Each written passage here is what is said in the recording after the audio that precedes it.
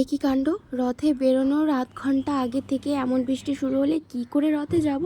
যাই হোক, ফাইনালি বৃষ্টি থেমেছে আর তড়িঘড়ি করে চটাচট রেডি হয়ে নিলাম।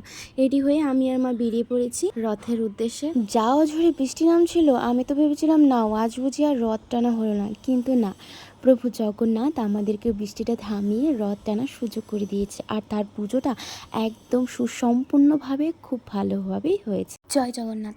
আমি দূর থেকে দেখে ভাবছিলাম ওই আঁচটার কাছে অবধি বোধহয় আমি পৌঁছতে পারবো না, বা আমার কাছে সেটাও এসে পৌঁছবে না, আমার ভাগ্যে হয়তো সেটা নেওয়া হবে না। কিন্তু না, ভগবানের কাজ ভগবানই করে।